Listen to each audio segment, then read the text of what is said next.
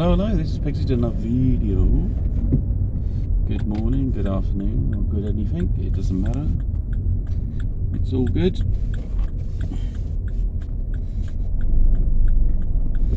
I talk about, I've started experimenting with pickled things I'm adding to my food. Because there's always this push about this cider vinegar stuff. So I'm just looking at different things, or things possibly in some saline solution or brine type solution, and canned meats. Adding some canned meats, having rice. I need a filler in there. I did originally. It was these snake diet things.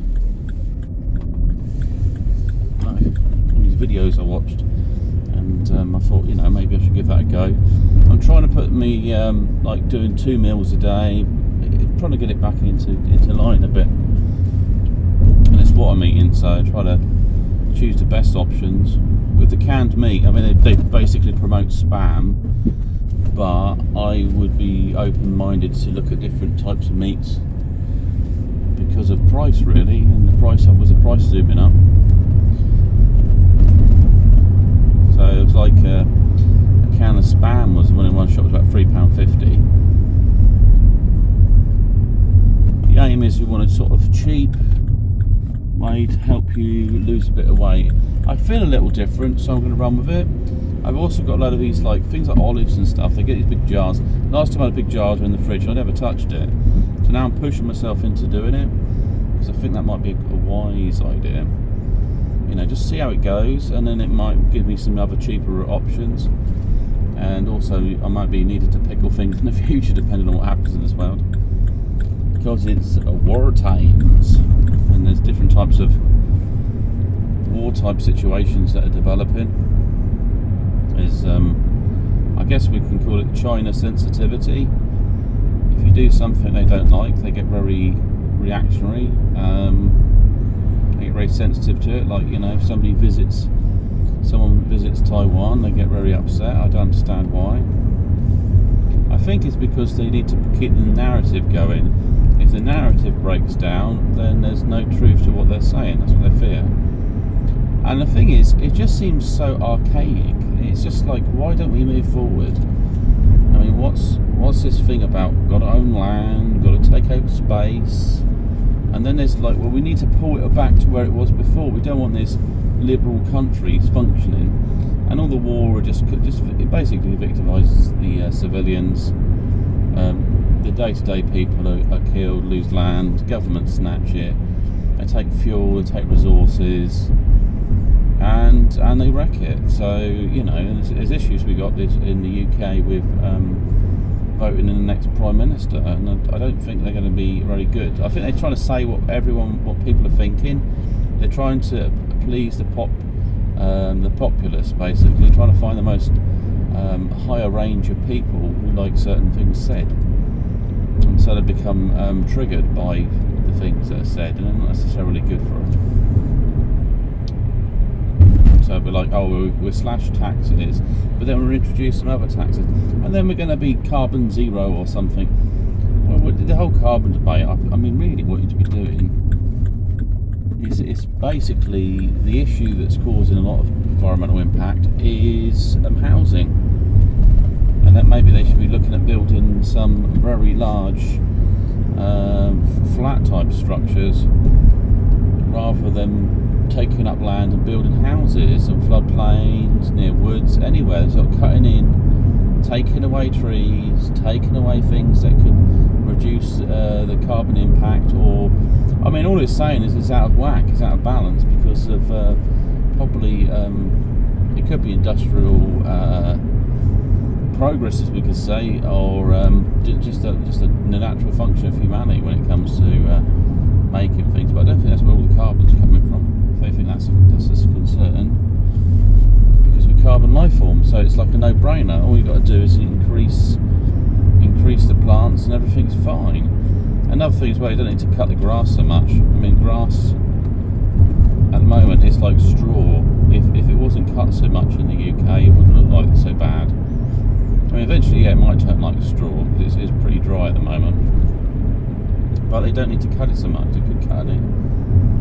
And also food waste. What the hell do we do with this food waste? It's like we're depriving. Some scavengers live off human behaviour, so it'd be better if they could create a way that they could feed scavengers things and stop treating like things. Well, that's a vermin. That's a There's poor starving animals. First you take away their land, and then you take away everything else. But then we've been doing it to ourselves like this. This same mindset. I'll take everything until you can stop me. And then I'll capitalise the hell out of everything, every aspect.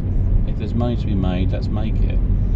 And don't care the consequences of what goes on, because you're damaging people are confused, people need therapy, all these sorts of things.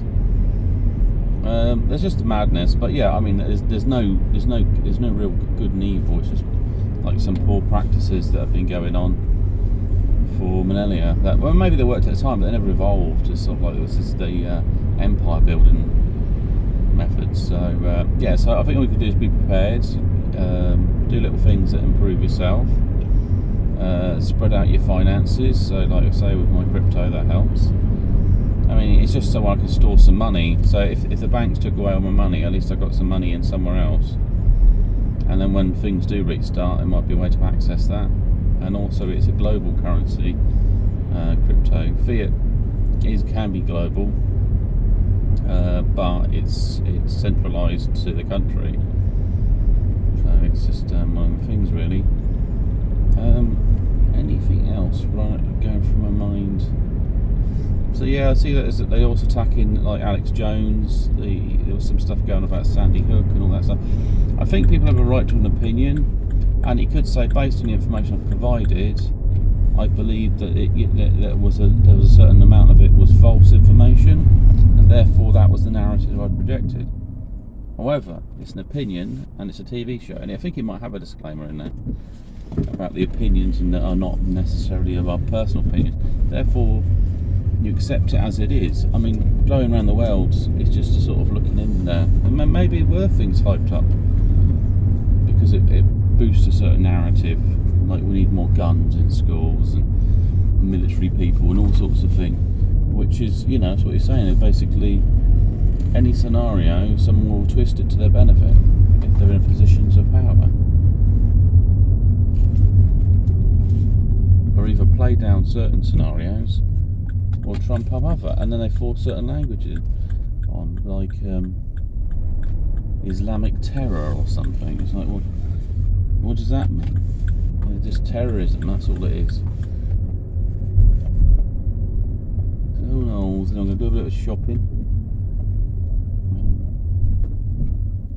If there's anything I can say too much about investments. I'm quite slow. I think catgale coin's going to pop off at some point. I bought some squid grow and some there's some Shiba grow, and there was some other sort of Doge grow, and there was Elon grow, but I don't think they're going to pick off. They're going to go sort of pick up basically from new holders. They're not going to buy in massively, so it's more a case of what's most effective. Squid grow's not really doing much at the moment, because what I want to do is when they pump, put them across into the catgale coin, because when they release their season 2, I think it's going to be a big pump in the value, and I need to take that money and put it somewhere else. So I need to cash out, put it into some coin that's safe. Now it's quite difficult because they're all potentially at risks. I mean, even stable coins, they could be depegged in some way or something like that. So yeah, I need to plan that out. I just basically set up investment assets. It's all about, for the rich, assets. That's what if they're in the asset class, they can gain value. You can rent them out, you can stake them, you can all sorts of things. But with money, not unless you not unless you get people signed to an agreement, could you profit from loaning people money and things like that. I don't know who would do it to family. It's probably any people you could trust, but even that could be quite a sticky situation. You have to get them to sign an iron sort of glad contract, and it might be loading like your cars, loaning anything, assets, because there's wear and tear in whatever you do. You know, if somebody wants to borrow something because they're doing up the house, they want to borrow some tools and equipment, so well, I can do that, but it's going to, I'll do it at like £10 a day or something, you know. So it sounds, or there's a way that it's somehow repaid. That's probably, and it could be they owe you a favour and you call that favour in. It's however your dynamics of your family work, really, especially at tough times, because it might be, you know, you might be it might be difficult getting food. You might say, "Oh, we've got anything you don't need," or if they grow food, it's using them sort of networks, and then probably write a list. Get yourself a list of things, useful contacts, people can share ideas, information, you can get from them. To sort of say resources that they're support. It could even be their babysit, and you go out and do work for one day, and that you get more money than what they borrowed off you. So anyway, let's be signing off. Have a great one, and speak to you soon. Bye.